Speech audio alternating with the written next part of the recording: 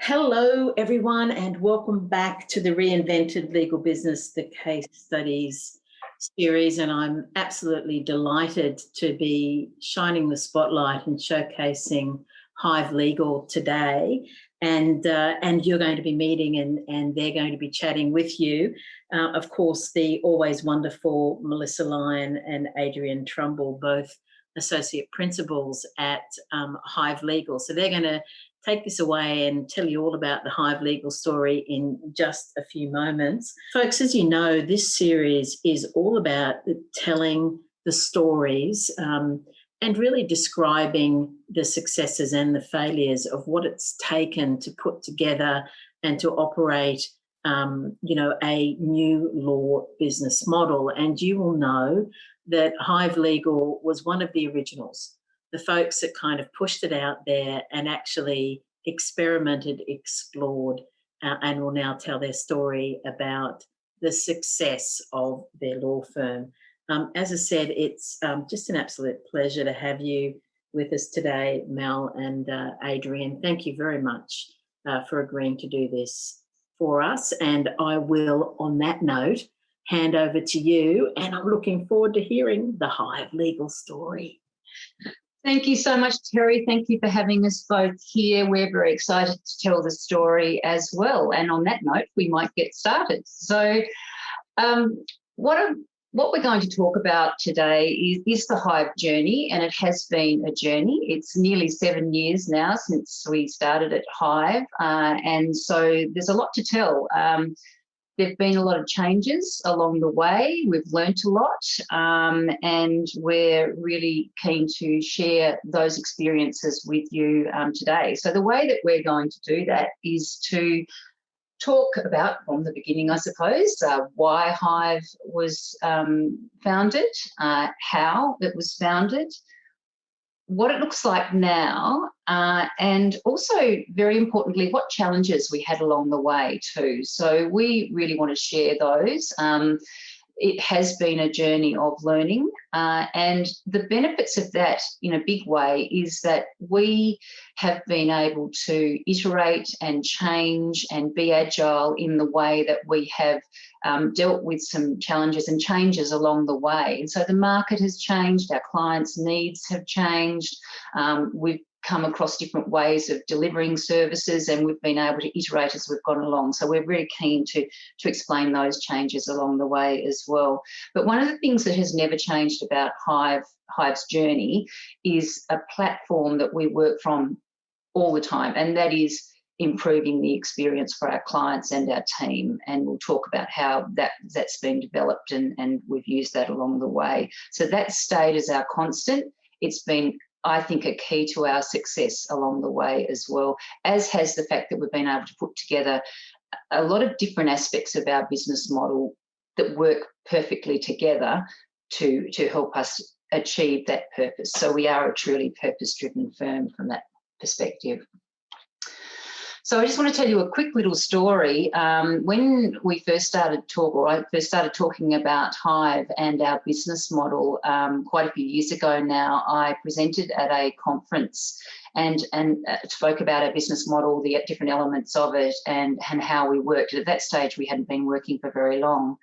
And one of the attendees came up to me afterwards, and she was very enthusiastic, but she said to me, "Melissa, that was fascinating, but you may have well told us all that we could dance on Mars, because it's just not going to happen."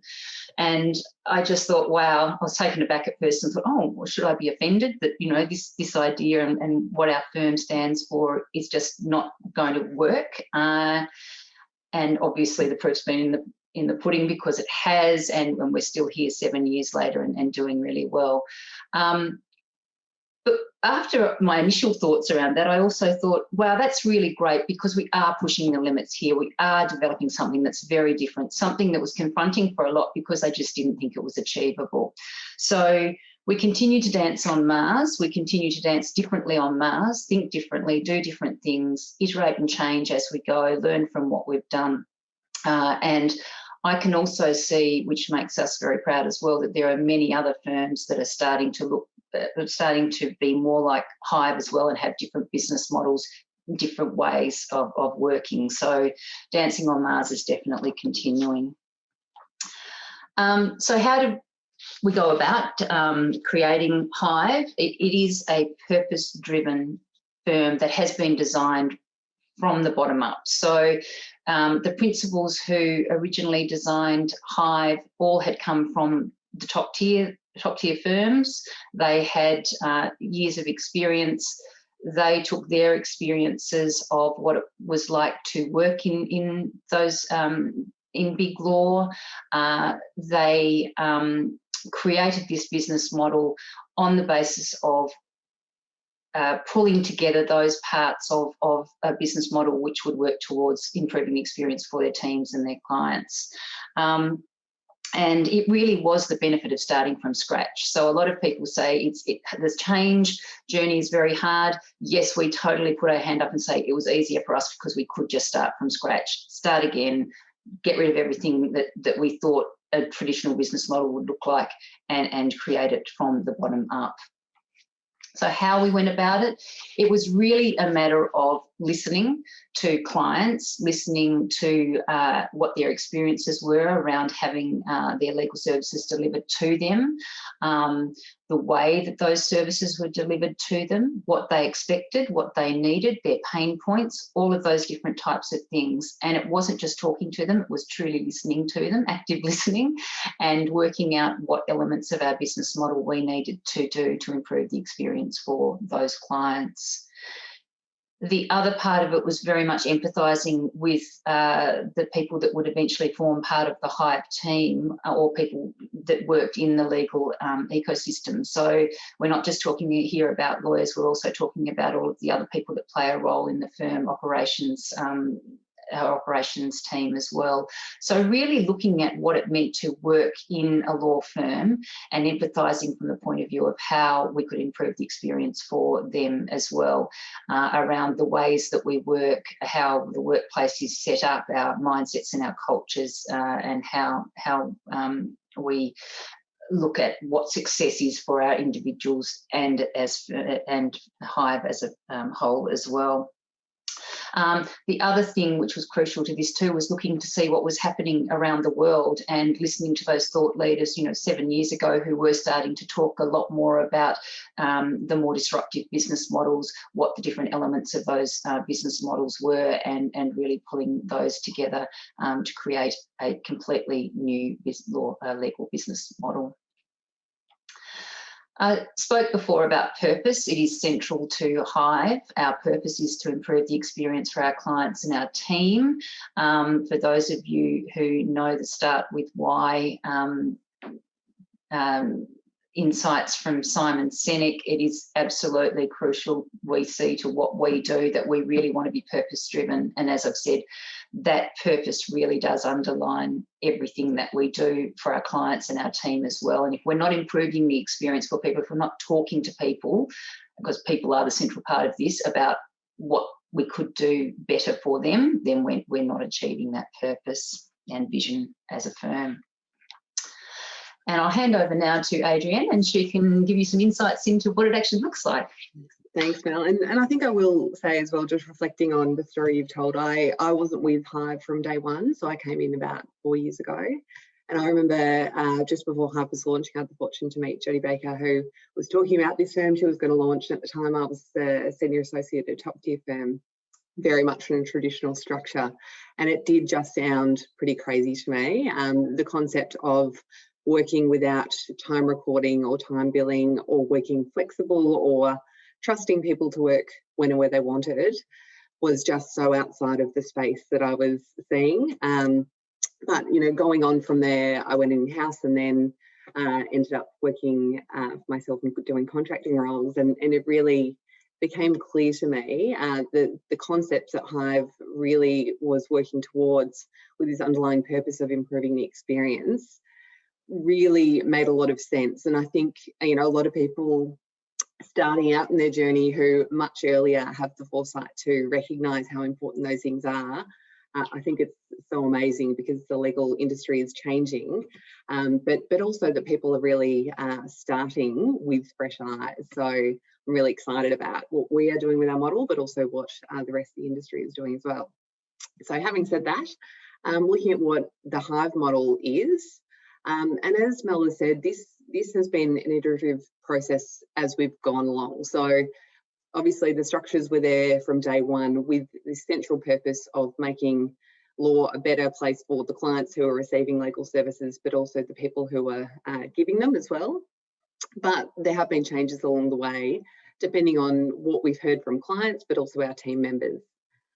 Within that, though, very much highly collaborative environment is important to us, contemporary ways of working, and a very different pricing model. So one by one, we'll explain how we do all of those things at Hive. So what we actually do is important to recognise. So we are, by a lot of comparative standards, a smaller size firm. So we have around 25 people. That said, we absolutely work with, I would say, a level of clients that goes beyond the size. So we do at our core offer commercial legal services, but we focus on some really specific sectors. So in those highly regulated areas, we've got a real depth of expertise amongst our team from really amazing experience, but also the type of advice they're giving in financial services, energy, health, and government in particular. So we work with clients outside of these areas, but what we really find helps is that we can offer those, general commercial services like contracting and negotiation, but with the complementary side of having that real knowledge of these sectors, so that you've got the same team who are negotiating the agreements who can also turn around and give you that really deep advice on, telehealth regulation or TGA type issues. So naming a couple of our clients, just because that's what everyone wants to hear about. Obviously, we're doing a lot of work for government at the moment this year in health. So DHHS is keeping us very busy.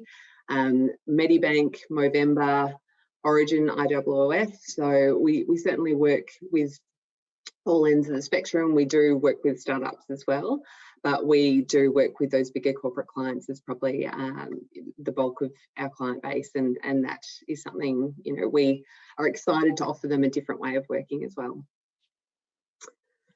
Going into what is the same as the traditional ways of working. So as I said, we really do pride ourselves at Hive of offering top quality legal services. That remains really important to us, not just the innovation which we like to shape the way we provide them, but also absolutely offering excellence in quality.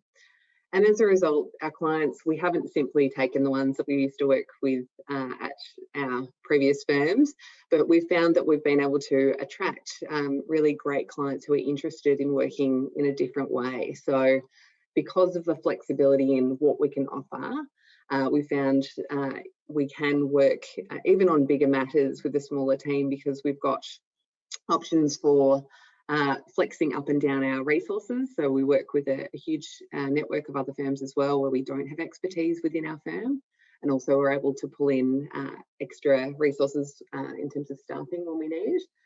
But also we can offer specialty areas amongst a bigger transaction. So there was a kind of recent huge initial public offering where we were able to work side by side with other firms, looking specifically at the regulatory issues coming out of that.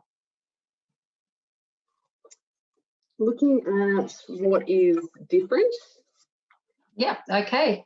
Thanks, Adrienne. Yeah, so what's different? I think it is, there are two aspects of it. It's the way that we work with our clients and the way that we work at Hive as well. So the difference for us is that we really take a very holistic approach to how we work with our clients. So obviously we provide them with the legal advice and the assistance that they're needed in that way, but we really look at the way that that advice is delivered and the way that we work with them as well. And we'll go into that when Adrienne talks about one of our products and ways of delivery, which is Hive GC Plus, in a minute. Another different way that we work with our clients is the way that we price too. So we don't base our pricing on time, we base it on value, which we'll explain a bit later as well. And I think the other difference in the way that we work too is that we really look to provide holistic services from a breadth point of view as well. So we're not just looking at providing traditional legal advice, we're also looking at how we can assist our clients with their process improvement, operations, their innovative thinking, creative thinking, and creating better efficiencies and that type of thing as well. And what we can do is actually provide that at the same time that we're providing the legal advice and the traditional services, so it's not seen as separate. So it is a very different way of delivering services from the client's perspective, and we'll go into those a bit later on. But the other part of it is very much about the way that we work at Hive as a team as well. And once again, coming back to that idea of experience and really thinking about the people involved in this, we really work constantly with our team to have them empowered, to have them included in decision-making and strategic direction around how we can create a work environment for them that allows them to thrive at Hive, as much as they can, to have great careers and to really enjoy what they are doing as they're doing it. One of the things that we often say, and maybe some of you have heard me say it before, that we look at this from the point of view of we're achieving what we want to achieve if we've got happy clients and a happy team, because both of those are inextricably linked, because you want to have the experience from the client's experience point of view and also the team employees or team experience point of view, because when both sides of those equations are happy, then it makes for a much better workplace and much better outcomes for our clients. So over to Adrienne.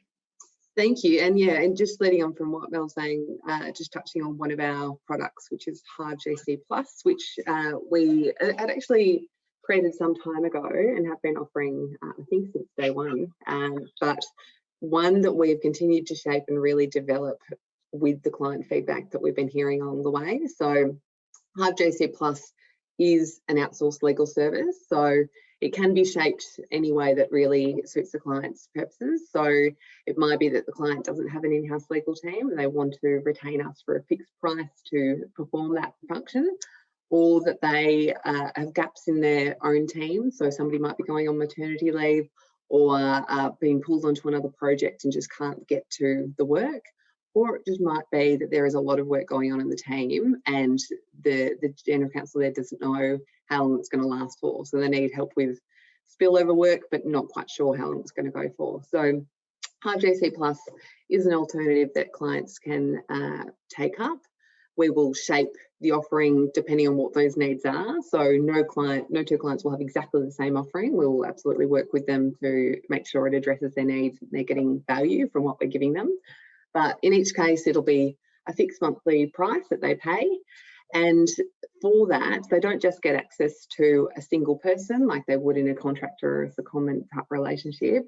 They will get access to the depth of our team. So that can be really useful where you've got a client who might have some BAU work as their main pain point, but they also from time to time need, some expertise in particular areas, which we can service across the firm by involving different individuals.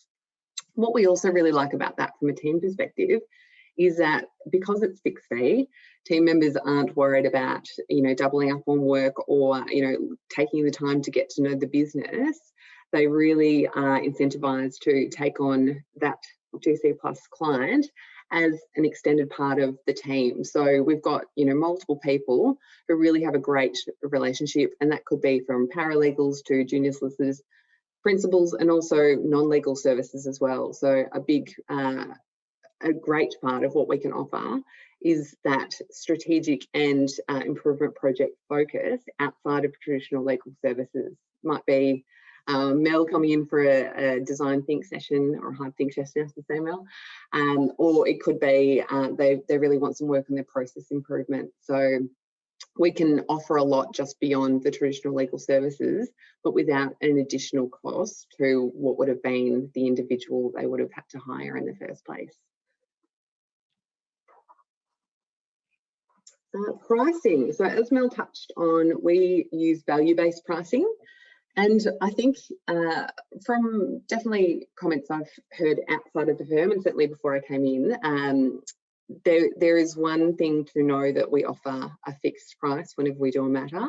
It's quite another thing to know that we don't time record or incentivise behaviour according to time at all. So, you know, a lot of it is a different way of thinking from traditional models, and I can assure you absolutely we feel it is the right way, having done it for so long at Hive. And it means that, A, there's an expectation from clients in terms of what they're getting from day one. We're working with them to shape the scope. They know there's not going to be bill surprise at the end, which is fantastic. But it also drives a really different behaviour on the team's end as well. So there's not that need for face time at the office to show that you're working hard. There's not those behaviours where people are competing to hold on to different clients or more valuable work amongst teams.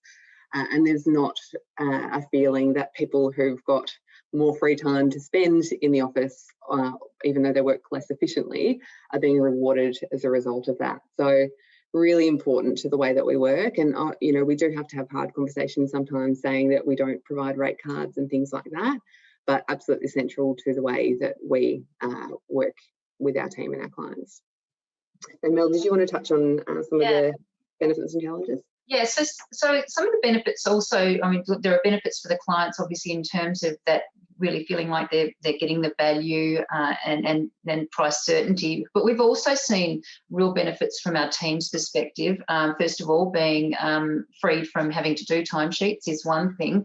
The other thing too is that idea that people are being valued for the outcome, what they're actually achieving and the outcomes that they provide. And that means that there's a lot more alignment then between what they're providing with their clients and what they're doing themselves too, rather than just thinking that they're being measured by their time. So that focus on outcomes and aligned expectations, mutual expectations, is a really good thing for our team as well, and they like working in that way.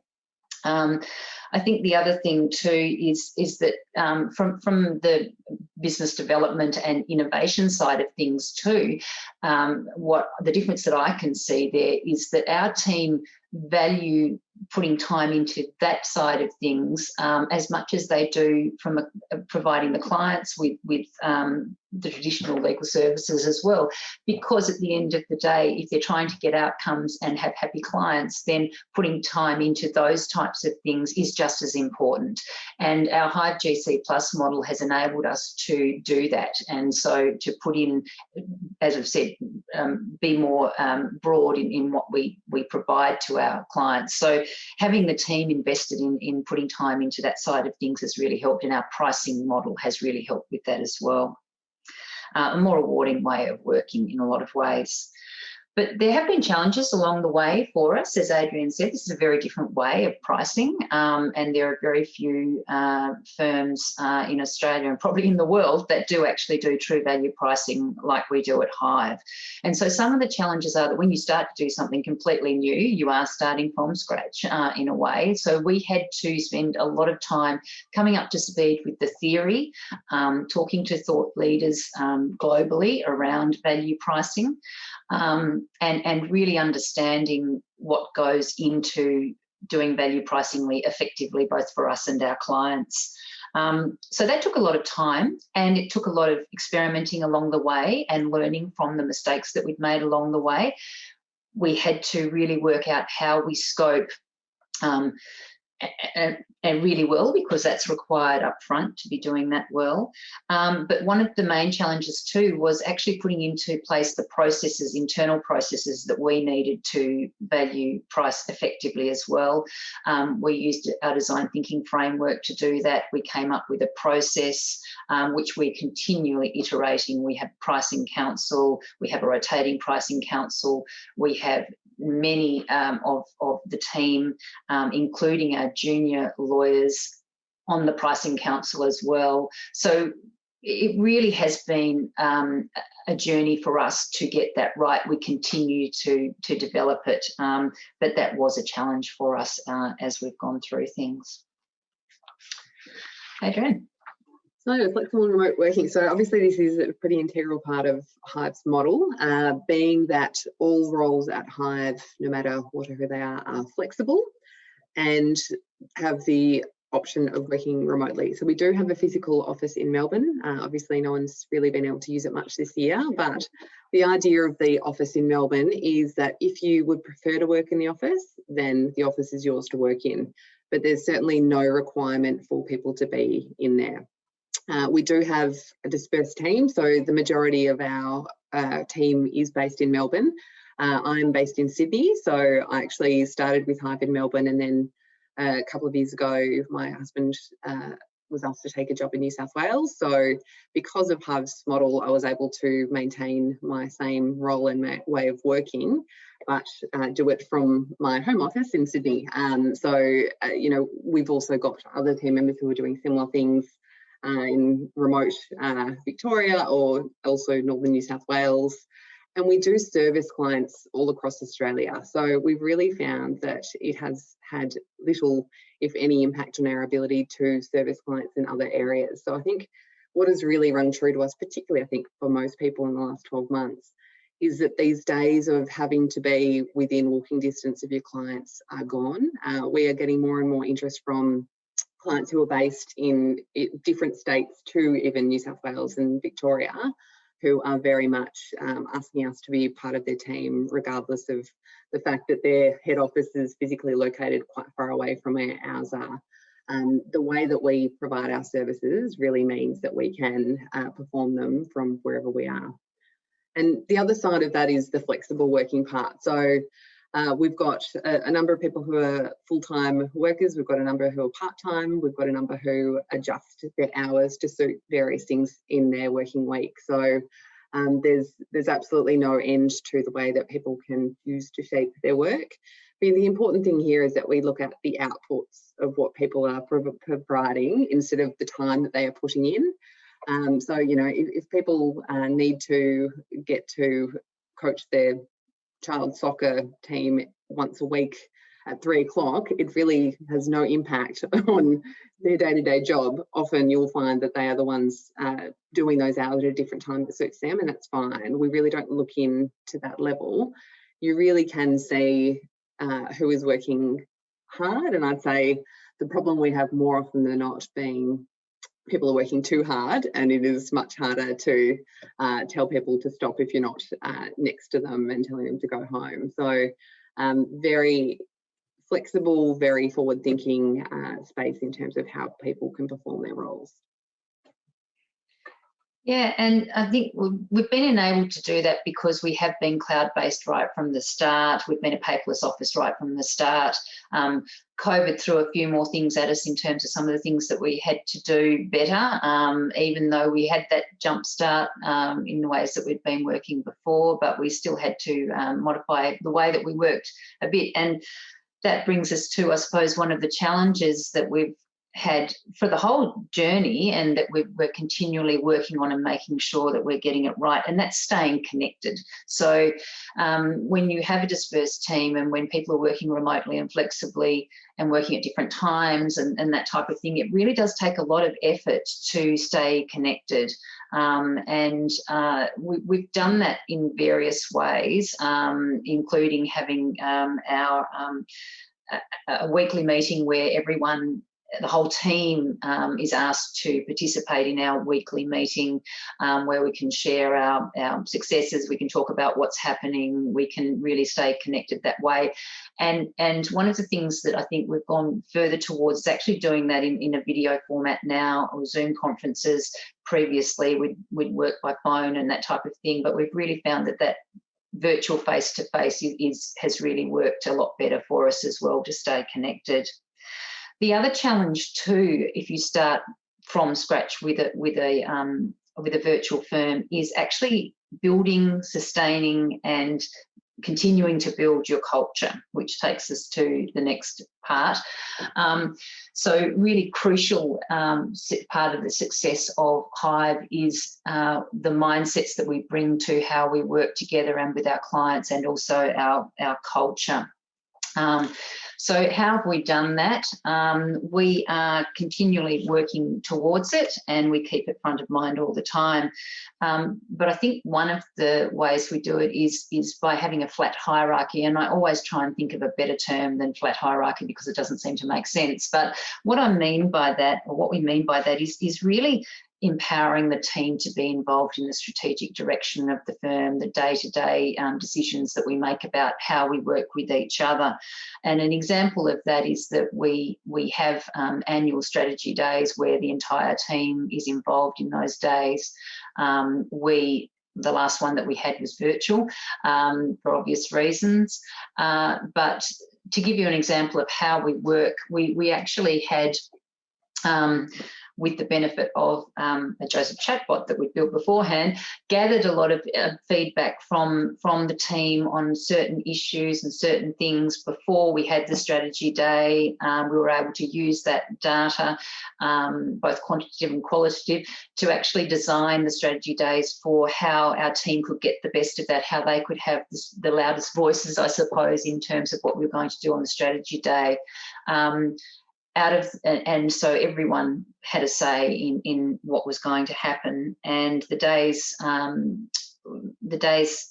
after the days, we've actually created what we're referring to as our Hive Do program, because it's fine to talk about things, but to actually get on and do them is that really important part. So we've formed working groups, and some of those working groups are being led by very junior people in the firm and senior people as well on different working groups, mixes across teams, across groups, different roles, and so they're very diverse groups from that point of view.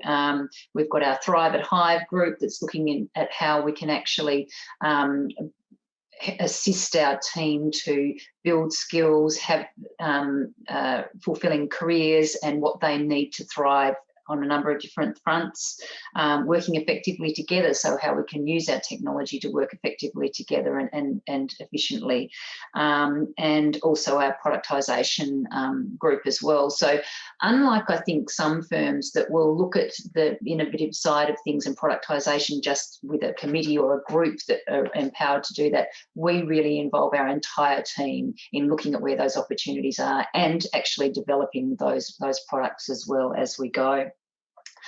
I think one of the other really important things about our culture and our mindsets, which helps us as well, is that we have an employee share scheme. So our employees, our permanent employees, are incentivised by our share scheme, and we can do that because we're a corporate entity. It means that our team are sharing in the profits that they have a part in growing, and it really means that everyone's invested not from their own personal point of view, but looking at the team succeeding and Hive succeeding as well, and they really are getting benefit from that as well.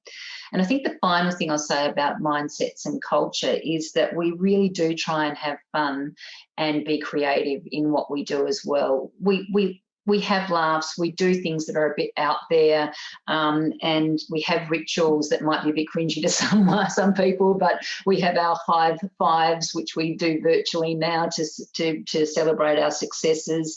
We call ourselves Hivesters. We dress up, and have fun, and really I think that helps us be more creative, it helps us be more human, and it helps us enjoy being part of the firm and doing what we do on a day-to-day basis.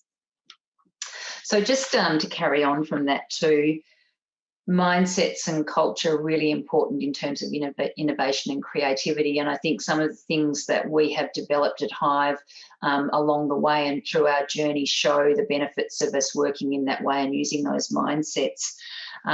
We really look at innovation as not innovation for innovation just for the sake of it, but actually providing a better experience for our teams and our clients. So once again, bringing in that purpose. So we're not just going to innovate, we're not going to get a piece of shiny tech just because we think we should have it. It's got to be purpose-driven from that perspective. So finding better ways to do things, finding better ways to deliver our services, being agile and all of that type of thing. In terms of mindsets, being daring and not fearing failure and experimenting along the way. And one of the ways that we've actually been able to go along that innovation journey and develop those products and develop the ways of working is using our Hive Think P design thinking framework. So we've used something that we know works for us as a firm. It engenders all of those things and the values and the vision that we have as a firm. It's based on design thinking principles, and it provides us with a process for identifying, developing and productizing our services or our processes or how we work with our clients. We use it internally, we use it externally, we help our clients use it as well, and it's a really great way of us actually providing a better way for our clients and us to do things as well. One of the challenges we've seen along the way, I think, with innovation and creativity is just you get so busy, sometimes it's really hard to be able to continue on with those sorts of things.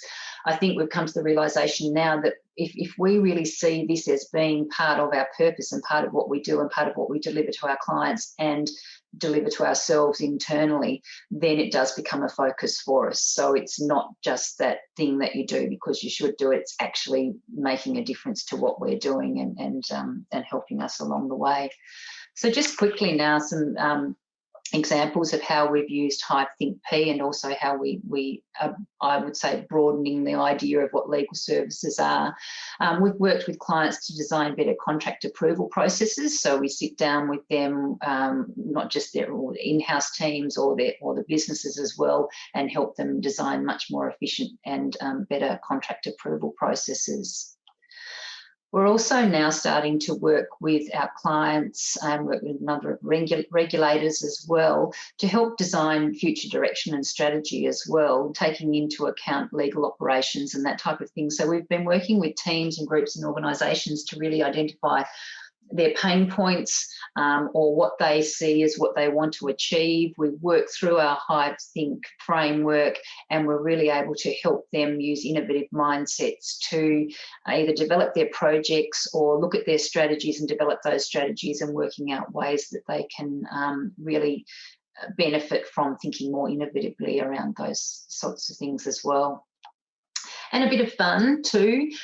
We were really lucky to have the opportunity to collaborate with August, which is a digital design agency, to develop an animated or a visual privacy policy for their website. So it is a journey, once again, with Fernando taking the viewer through what the relevant privacy considerations and policies are for August. And if you go onto the August website and have a look at their privacy policy, you'll be able to see that in more detail.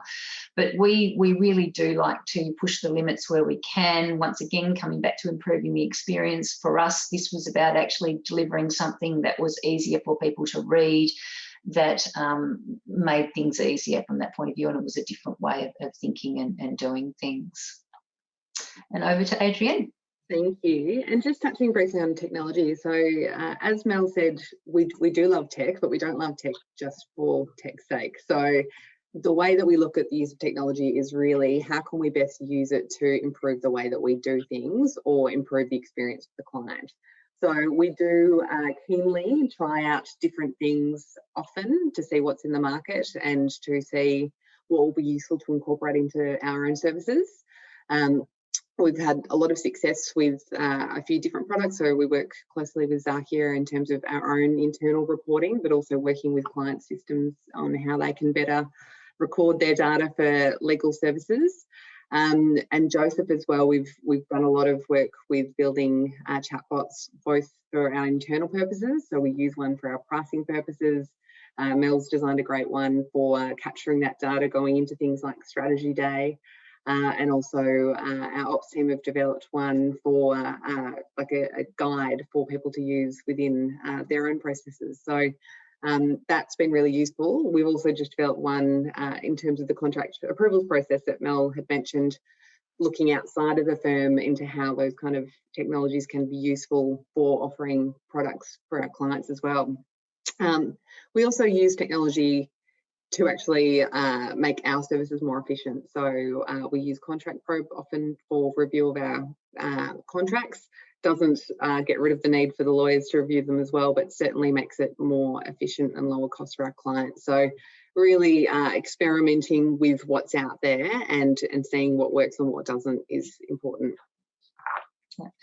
And just to finish off there, one of the challenges that we've found along the journey has been to just the absolute tsunami of legal tech that's out there, and really trying to work out, I just don't think you can keep on top of it. You can be aware of what's out there, but really what we've found along the way too is that if we use our design framework, then the technology that we can find at the end of that is going to be much more suited, because we're not front-ending it with, here is the technology, this is how we're going to make it work. We're designing those processes and taking that into account, and then working out what tech will work for what we're trying to achieve from that point of view.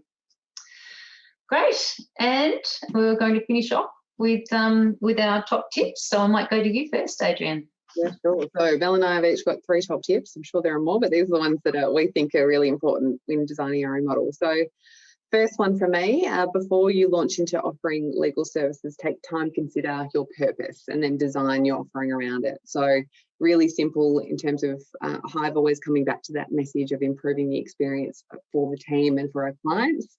If it doesn't fit within that purpose, then we don't want to be doing it. So think about that first before you think about anything else.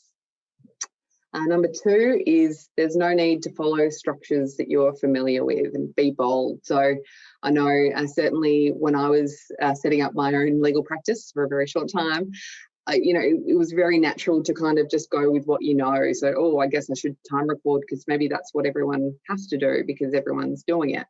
But those structures aren't necessarily in place because they have to be. So think about how you actually want to be offering your services, and then see if it's possible, but don't just follow the way things have always been done before.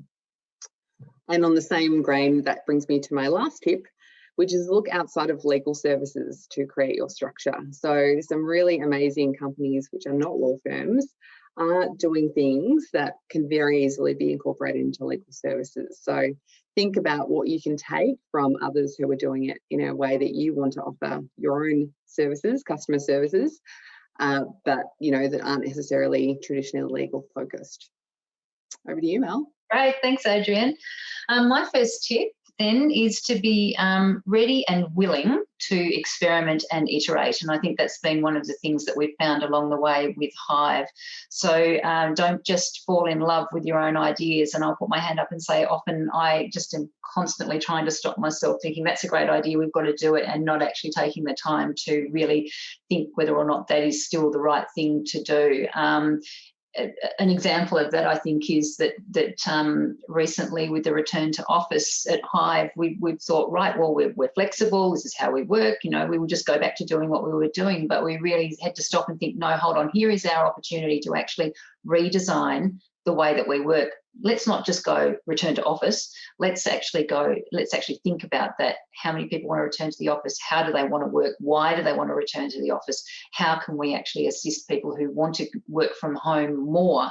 All of those types of things. So don't fall in love with your own ideas. The next thing I think, and something that I think we at Hive have really valued, is that idea of talking to people who have done it or who are doing it or who want to do it, because we've got an extremely generous community in the innovative legal ecosystem who are very prepared to share their ideas about what's worked, what hasn't worked. And I really just encourage anyone to ask people what's the worst they can do. They can say no, but I think you'll find that so many people are prepared to share their experiences and talk, and there are so many great platforms like CLI and the Chief Innovation Officers Forum who really provide that great platform to be able to do that. And my final tip, which is probably the one that I'm most passionate about, is empower all of your team.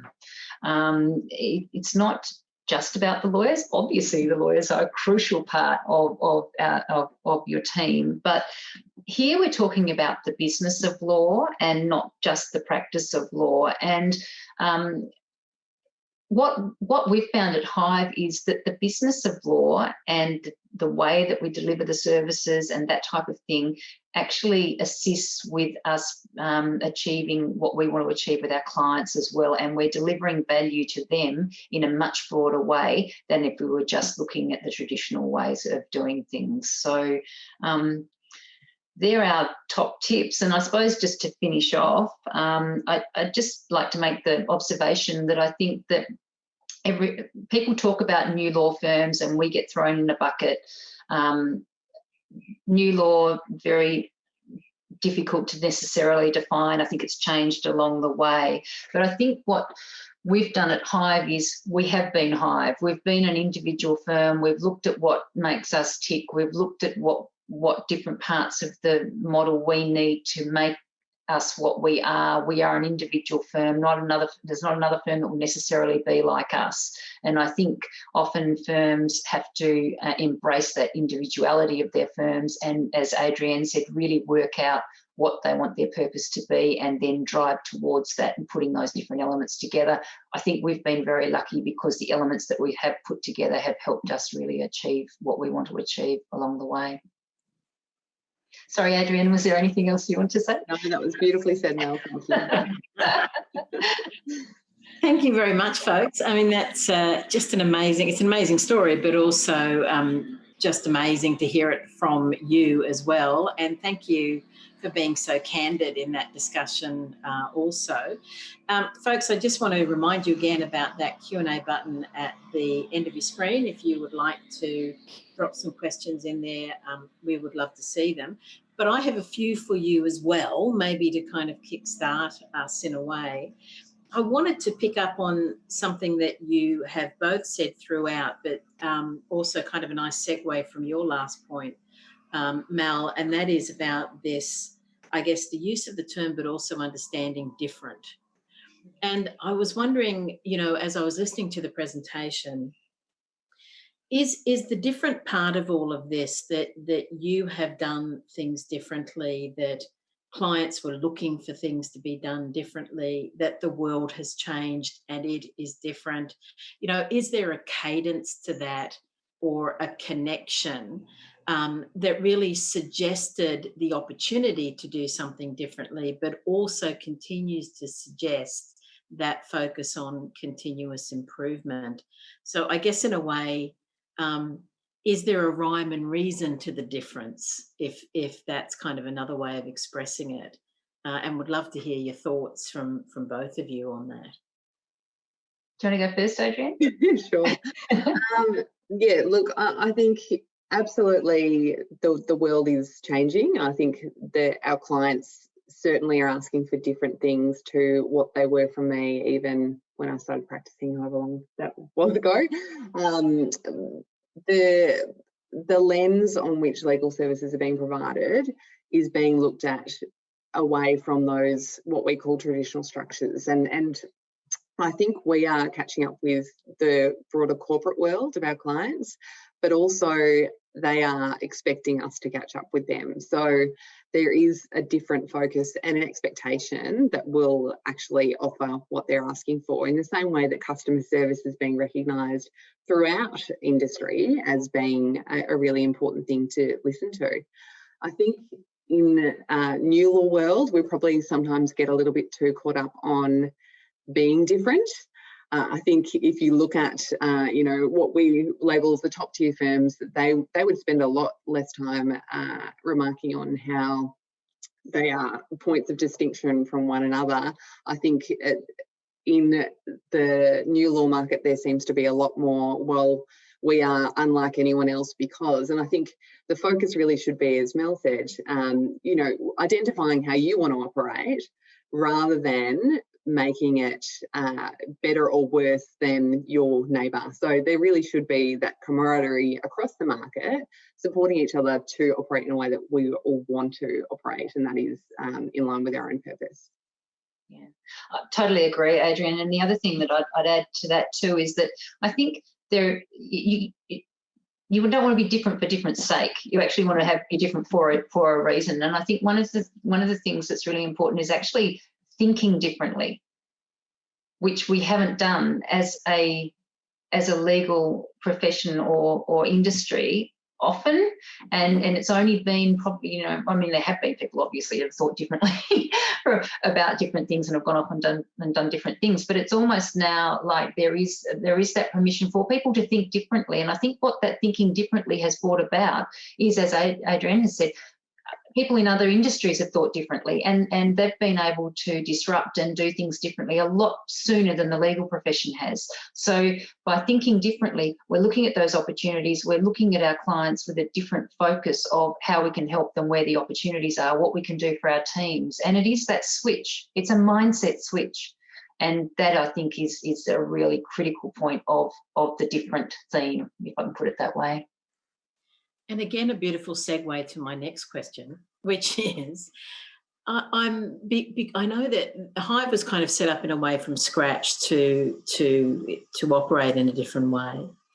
But I'm sure that when you set up, clients came to you that had been used to, operating in again a different way, but not the same way as you. So the question that I wanted to pose is this. There's been obviously a transformation and a transition for you to the firm, and some clients will come to you because of that, but you've probably had to transition in a way with a number of your clients as well. So how did you go about doing that? How did you go about having those conversations with clients? Because I imagine that's quite a topical thing for a number of folks in the session today, and of course folks that will listen to this afterwards. So I was just wondering if you would mind sharing your thoughts around that as well. Yeah, absolutely. And you're right, Terri, because when we first started, it was very different. We were talking about pricing differently, working differently. So we had to really understand what it was that we were offering and articulate it in a way to clients who already knew some of us, and also to the clients who we wanted to bring on board as well. And interestingly, there was a lot of effort.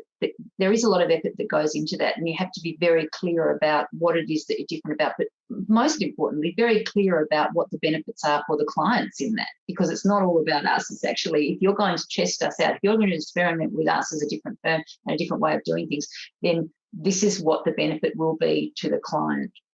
It's not about going in there and saying we're amazing lawyers and we're doing this. It's actually what is this different way of working going to mean to the clients. And we were I was going to say lucky. I don't know whether that's the right way of looking at it, but we did have a number of clients that came with us from different firms. But we were also able to acquire some amazing, what are called blue sky clients, who were really keen to try out a different model as well. But I think that the point that I make to your question is you need to be really clear about what it is that you're offering and what is in it for the client around that as well, and have that messaging right and be able to, as you develop, show how that's worked and have those case studies and have the clients there who can say, yes, this works, give it a try, and continue to grow that way. Adrienne, do you agree? Yeah, I absolutely agree. And I think part of that, and that continues now in the way that we offer our services day to day, is really that initial step of before you just take instructions and go away and offer them a price without explanation. It's sitting down with the client and hearing from them what they actually want, and then in providing them options, explaining why you think that meets their needs. I think people are a lot more inclined to listen to new alternatives if you can show it's really addressing the issue that they are telling you that they have. But if you are presenting it in a way of, we do it differently and this is a take it or leave it, it's a very different messaging, and people are much less inclined to actually want to work with that. We've got a question here, and it comes up actually quite a lot when we talk about things like value pricing or frankly moving away from the billable hour at all. And that is, and I'm just going to read it to you if I may, is scope creep a big problem in pricing of legal matters at Hive, and obviously the reference there is to not working with a billable hour. So if I may pose that question for you. Yeah, absolutely. I'm happy to start with this one, Mel. Look, I think we are very aware of that being a risk, and what we build in to address that risk is being very particular with the way that we put our scopes together. So we again have that conversation up front to make sure we're understanding what the work actually involves before we're putting together a scope. And we're usually putting together multiple options for what kind of scopes the client wants. So it might be an all-in option, it might be, you know, just one component of the work that they want, it might be negotiation agreement with up to 2 rounds of negotiation, but after that we have to rescope. So by really being specific on what the scope is, then we found it is much easier to address where there is a run over from that scope. It's much easier to say, look, we're now in round 3 or 4 of negotiation. Obviously, we hadn't anticipated that with the agreed scope of 2 rounds. Let's talk about another fixed fee. What we really don't want to do with our clients is give them a fixed fee and then give them a bill at the end saying, actually, it was a bit more than that because the scope changed. So we do wear a risk to that extent of, if it's more than anticipated but still within that agreed scope, then we'll wear that. And, you know, it goes both ways over a long-term engagement. But by being really clear on what the scope is, you absolutely lessen that risk. Is it also, though, about the relationship that you build with your client? Because when it's kind of, you know, and forgive me for using this, but going off the rails and it couldn't be anticipated, that you have the sort of relationship where you go back and say, hey, it's gone off the rails and we really need to talk about this. Yeah, absolutely. And we find in those situations, like we do love our clients, and more often than not, it's our clients who actually come to us and say, wow, this is blown up. It's much more than we thought it was going to be. How about we talk about scoping for an additional phase or something like that? But the other thing as well is, you know, scoping is really hard at the start. So when you're bringing in fixed fees and you're trying to set a number, it is much, much more difficult than when you've been doing it for 12 months for a particular client and you know kind of what to expect and what the matter is going to look like. So it's a process that you get better and better at over time. And I think that's one of the things that we have, one of the challenges that we initially had doing that before we actually got better and learnt from what we needed to get better at that scoping, which we have now. And we continue to improve that as we go. Yeah. And I'm guessing that your pricing counsel, because you're kind of really considering this and pulling it apart, so to speak, before you even start, is helps enormously with all of that too. Absolutely. And it's interesting. I mean, even I was on pricing council this morning, like you will get different views from different people in the firm. And as Mel said, we've got a range of lawyers and non-lawyers from all different experience levels across the firm who sit on that pricing council and rotate. So it gives everyone a really good snapshot of what's going on in the firm, but also very different input into what price is an appropriate price for that scope. So, you know, we've certainly found that pricing for yourself is not a great idea because it's rarely ever as accurate as when you've got other people saying, oh, you know, is that quite the right price you've put forward? So I would say pricing counsel is invaluable to when you're setting up that structure. Interestingly, on that point around using tech, so this is one, having designed that process and the pricing counsel process as well, because we knew that we wanted to capture that data, we actually have developed Value, which is a Joseph chatbot, to brief the pricing counsel. So we gather all of that data as well, which really helps inform us about the decisions that we're making along the way. And I guess that's another critical difference, isn't it? That the decision-making in the firm is guided by data, and that's an integral part of, you know, how you operate as well, yeah? Yeah, absolutely. Yeah. Mel and Adrienne, fantastic discussion. Thank you very much. Very generous with your thoughts and your tips, and we really, really appreciate it. And thank you, everyone, for attending as well. We really appreciate that. We will be back with our final event in this series on the 3rd of December. with a chat with Juno Legal, which is a New Zealand new law firm model, or new different business model as well. And that will kind of, as I say, round us out for this year. But please do follow us on LinkedIn, Twitter or Facebook to be able to see more announcements about this and other events. And also, if these things are things that you want to explore and discuss further, would certainly also encourage you to come back and visit with these folks during the Innovation and Legal Tech Week, where CLI is partnering with ALPMA in February next year for a week, quite literally, to explore these and many other concepts. So again, thank you, everyone, and most particularly, thank you, Mel and Adrienne. An absolute pleasure to spend the hour with you. And Thanks for having us, Terri. And see you next time.